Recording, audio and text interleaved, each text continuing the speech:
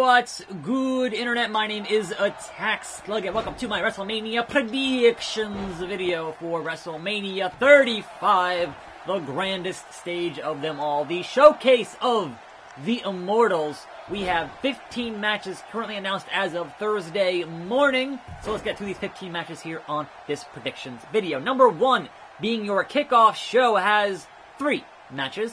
The first of which being, again, the Cruiserweights being stuck on the kickoff show. We have your champion, Buddy Murphy, versus Tony Nese as the contender. And as I've been saying for the past couple of predictions videos, until they call up Kushida onto 205 Live, Buddy Murphy is not losing that Cruiserweight title. I see no reason for it to happen at this juncture, even on WrestleMania. Anyway, your other 2 matches here on your kickoff show are the Battle Royals, which, as I've also said, kind of don't really matter. But the Women's Battle Royal has like 13 announced competitors. I'm assuming there'll be at least 20, maybe 25, who knows, get some legends in there, you know, easy payday.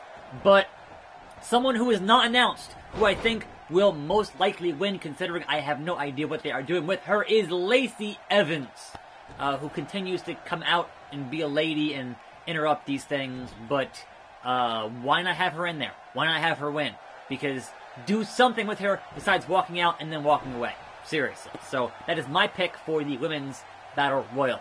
Now then, the Andre Battle Royal, like the 5th or 6th annual of these things, that again, the winners kind of don't want to do much of anything, is essentially Braun, the SNL guys, and a bunch of lower card guys that are, you know, tag team guys, whatever else. So, I think a lot of folks are going to call Braun here because Braun. I think the SNL guys are going to cost Braun that win somehow, some way, even though they aren't wrestlers, etc., because celebrities, because WrestleMania.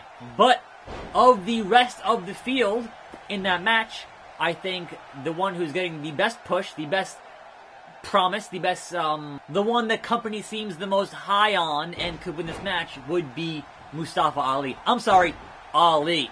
So I'm calling Ali as the winner of the Andre Battle Royal. Again, doesn't matter. Does it actually get you anything? It's just, hey, you won, you get a trophy, and then they stop caring like 2 weeks later, because that's kind of how it works. Anyway, let's move on to the main card, which is still a whole lot of matches here. We have your SmackDown Tag Team titles, your reigning champions, the Usos, versus Ricochet and Aleister Black in their second Tag Team title match of this weekend. Also The Bar, and also Rusev and Nakamura. And again, multi-man WrestleMania, I feel like usually ends up favoring the champions. So I would say the Usos continue to be the reigning, defending SmackDown Live Tag Team champions until whenever they feel like losing them. They just signed a new deal for more money, so keep them happy and leave them with those tag team titles. Anyway, moving on, we have the Kurt Angle farewell tour concluding with his final WWE match. It's going to be Kurt Angle and Baron Corbin, and a lot of folks are mad about that because it should have been somebody more high profile, like, say, a John Cena or Samoa Joe, or somebody of note that could give Kurt a good match, and Baron Corbin is not that individual. And importantly to me here, right, is that Kurt Angle's career is not on the line. This is not a retirement match as such, right? Because like when Flair had his match, when HBK had his match, you kind of had an idea, alright, they're going to lose because the stipulation is you lose and you retire, and they look like they were going to retire, so of course they're going to lose to retire. But this is not on the line. Kurt's like, you know what, I'm just done, right? So that being said, you can easily make the argument that Kurt Angle could win this match because his career is not on the line. He's leaving either way. He's retiring either way, so winning and losing not really an issue here. And you can make the argument, alright, what if Kurt, you know, easily beats Baron Corbin and then says, that's not enough of a challenge, and then out comes John Cena, who supposedly, John Cena on this card somewhere with a mystery opponent, we don't know yet, could be Taker, I don't know. So I say Kurt Angle wins this match, and then hopefully something else after winning this match. But again, we'll see. We'll see. Anyway, we have your Intercontinental Champion, the almighty Bobby Lashley, with Lio Rush, versus, that's right, WrestleMania Demon, Finn Balor. They're bringing in the Demon, and if they have the Demon lose to Bobby Lashley, then all is lost, in my opinion. So I think that definitely, the fact that you tease the Demon, you're going to have the Demon, you're going to spend 8 hours of makeup for the Demon, there is no earthly reason that the Demon should lose, and so your new Intercontinental Champion at WrestleMania will be the Demon Finn Balor. Now, will this be the scene on Sunday? Will this be the scene on Sunday? We'll get to those predictions here shortly. But man, the video game seems to think so. And I'm sure Vince would love that, but we'll see.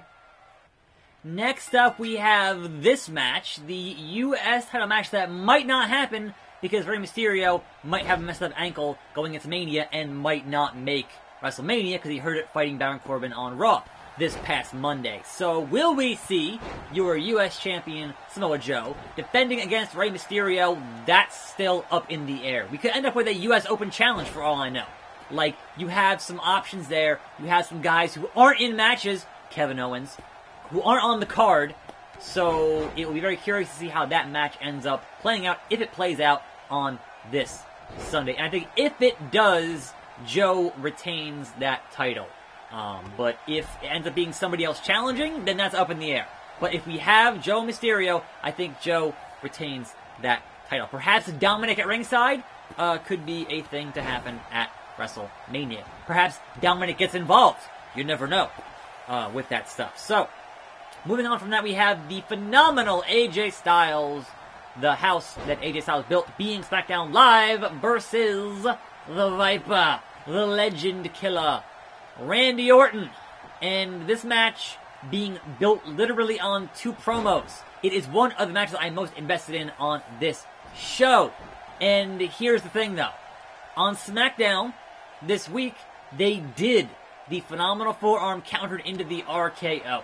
That's the money shot, right? If you're doing the money shot on free TV, to me, that says it won't happen at Mania, which means that your winner is going to be AJ Styles. If they hadn't done that shot on SmackDown, I would have thought that's the end of the match. But they already did it, therefore, I don't know what else they do. Perhaps the 450 splash into an RKO? Like, that'd be crazy. But otherwise, I think AJ wins this match.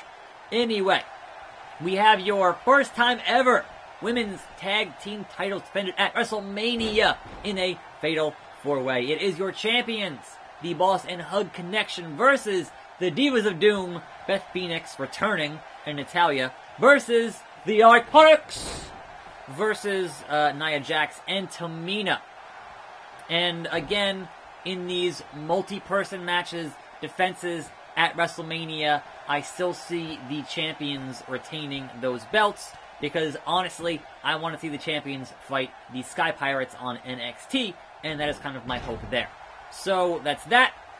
We have Roman Reigns in his grand return, not main eventing WrestleMania, which is crazy to think about. For the first time in like 4 years, not being in the actual main event. Well, we hope. Fingers crossed. Versus Drew McIntyre, the Scottish psychopath, right? And on that note, I think a lot of folks would assume that, hey, Roman's back, Roman's gonna win, they make him look strong, they book him as Super Roman, right? But this is your perfect opportunity to have Roman actually be the underdog like they want him to be. Like, having recovered from a real-life situation of leukemia can let you paint him as the underdog and lose this match. That tells a better story of Roman not being 100%. And then over the next 6 months, until, like, say, SummerSlam, you can build Roman getting back to 100%, being the big dog, etc., etc. So the smarter decision here would be to have Roman Reigns lose this match. In the long run, it's not going to hurt Roman. And in the long run, it makes McIntyre that much more of a star, and you want to build new stars on your show. Right? Right? So yes, McIntyre over Roman. Perhaps controversial, but I think a better booked win would be that bit of beadness. Now then, we have perhaps the longest. Wow, Ray, what are you doing? Broke your ankle there. Perhaps the longest booked feud on this show outside of Ronda and Becky would be Shane McMahon and The Miz, which has been booked since Crown Jewel back in November, which is crazy. And this is a Falls Count Anywhere match. And you know with Shane what that means. That means Shane climbs somewhere high and then jumps off. But I see no reason with this Miz face turn for Shane to win this match. Like, Miz is going to win here. Now, hey, perhaps they'll subvert our expectations and have Miz jump from somewhere high, which would be crazy. But at the end of the day, I think Miz wins this match. Now then, the game. The cerebral assassin Triple H putting his career on the line against the returning Batista. The celebrity Batista, the Hollywood Batista. And I know I've said it in the past, over and over again, that if you are a celebrity at WrestleMania, typically you win because celebrities at WrestleMania. And certainly Dave, being in one of the biggest movies ever, would qualify as that celebrity. However, here's the thing. With the stipulation of Triple H putting his career on the line, and with them constantly running these international shows in Australia, Saudi Arabia, and those shows having Triple H as a marquee person having a match, they're not going to mess with that. I just don't see it. I think they're in Saudi on May 3rd, right? Triple H is going to have a match there. I don't see them not having that match there with Triple H fighting somebody, right? So, wow, Ray, that was impressive. So, Batista, no holds barred, he's going to lose. If the thing is that if Triple H has never beaten Batista, and you have Triple H's career on the line, and you have Triple H working these international house shows essentially, then yes, Triple H wins this match. Now then, getting into matches that need to have some kind of payoff. Number one being the new Daniel Bryan, your WWE Champion, taking on Kofi Kingston. Kofi Mania running wild here. And will this be the end of an 11-year journey for Kofi? Will he finally capture that WWE title? It's a great question. Because I feel like you have a couple of matches here that need to have that face finally conquering, ending the chase, getting that payoff. And I don't know if you can do all three of those. Like, one or two? Yeah, sure. All three? That's difficult. But it is WrestleMania. And you want to have the fans happy. You want to culminate that story. And I think that Kofi here, you're going to finally culminate that story, and Kofi Kingston will walk out your WWE Champion. If they don't, do you really want another repeat of Triple H and Booker T? Do you really want that in 2019? I don't think you do. I think even if the run for Kofi is like, a month or two, if it's a short run, that's fine, but give him that WrestleMania moment, and then you can go back to having Bryan win, etc., etc. Now, you could envision an alternate reality where Bryan beats Kofi, gets on the mic and says, you know what, there's nobody else here to challenge me. There's nobody else here who could possibly even match my skill level. I am untouchable. And then out comes John Cena, and then we end our night with John Cena as the 17-time world champion. That could happen. I'm not saying it will. I'm saying with Cena having a top secret opponent, there's a possibility there. Now then, moving on to the other world title, the Universal title, held by the reigning, defending, undisputed, the Conqueror, the Beast, Brock Lesnar, making a rare appearance as he does, versus the winner of the Royal Rumble, Seth freaking Rollins. And this one, I would have said up until a month ago that Seth would finally bring the belt back to Raw. We'd have a belt on Raw, right? But is Brock going to leave? Is Brock going to do UFC? Nobody knows. And more importantly, with the big dog, Roman Reigns, being back in the building on Raw, then I see him being the one to dethrone Brock, perhaps in Saudi next month, perhaps at SummerSlam. I don't know, but I just don't think Seth gets it done with Roman back on the roster. Unfortunate, that's reality. So, again, I could be wrong. I'm wrong a lot, but that's why it's predictions, right? So, there was that. And we move on. The champion of Raw, Rowdy Ronda Rousey. The champion of SmackDown, Charlotte Flair. And the man, Becky Lynch, winner, takes all and it's not unification, right? That's the important part. It is not a unification match. It is just winner takes all. So what does that mean long term? I have no idea. But this is where we are, and honestly, had it been just Becky and Ronda, that's an easy call, because supposedly Ronda is going to be leaving to start a family or something, right?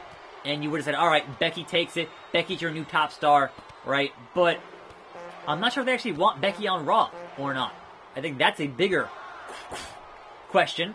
And if you're both champions, you're on both shows. So would they go that route with it? Like, this one to me is harder to call now because they've added another belt and they've made it more complex and that whole thing. Had they just had the one Raw belt, alright, Becky wins, Ronda leaves, Charlotte on SmackDown, stays on SmackDown, that makes sense, right? But knowing how Vince views Charlotte makes you go, alright, they're going to do Charlotte right. But I'm going to say Becky, though.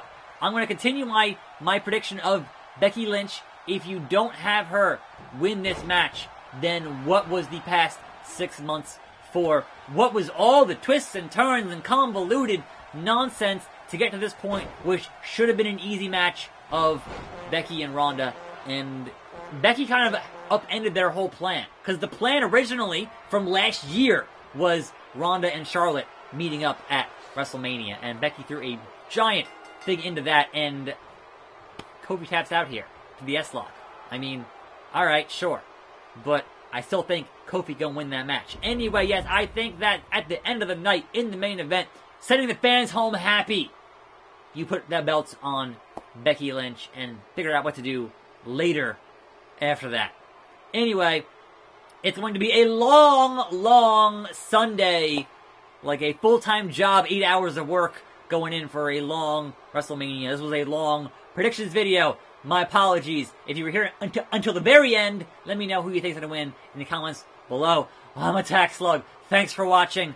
More videos on this channel. Sub those. See you next time. Right here. And I'm out. Peace.